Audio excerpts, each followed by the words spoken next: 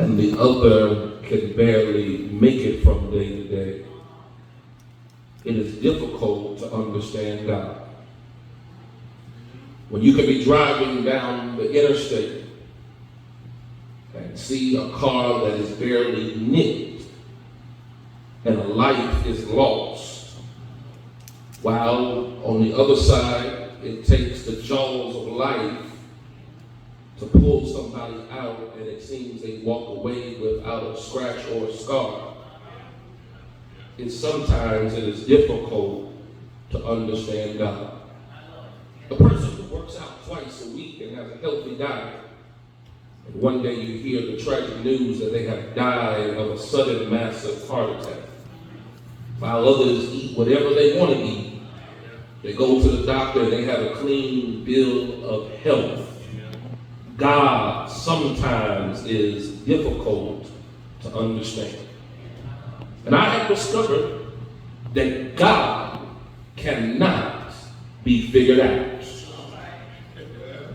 For Isaiah declares that his ways, his thoughts are not our thoughts, neither his ways to be understood.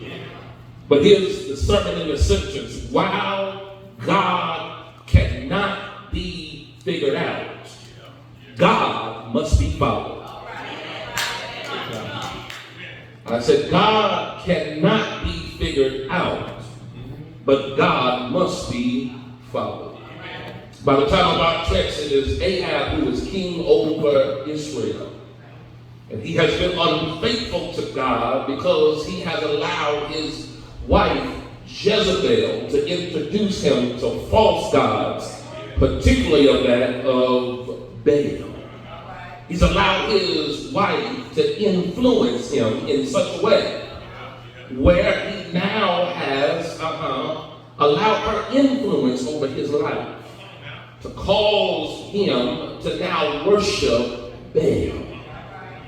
Here, not only Ahab, but also the northern kingdom of Israel, as a result, are now worshiping Baal. And so it has become unpopular for those that have decided that in the midst of it all, they are still going to worship the true and the living God during this difficult time. And as a result, God emerges from the scene, this prophet of God called Elijah. And his first assignment is to confront the king Ahab. Ahab has the throne, but watch it, church. God has a replacement by hand called Elijah.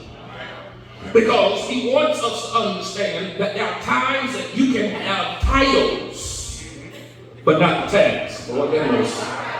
You can have positions, but not authority. And so God allows Ahab, here it is, to occupy the seat while he's raising up somebody else. Elijah comes on the scene without a degree or pedigree. All we know is that he's from Tishba, if you will, and he has this prophetic word in his mouth. When he says in verse 1, he says, as the Lord God liveth, whom I stand before you, there shall not be any rain except by my word. Because Baal, somebody shout Baal. Baal was known as the god of fertility, and not only, but more importantly, for the consideration of our text, he was known as the god of rain or weather.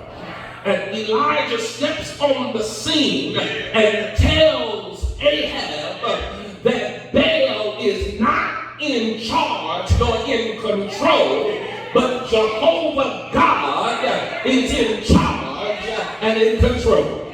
And that ought to shock you today, church, because there are forces in this world right now that don't want you to talk about God, but you need to tell the forces of this world that God is alive and willing.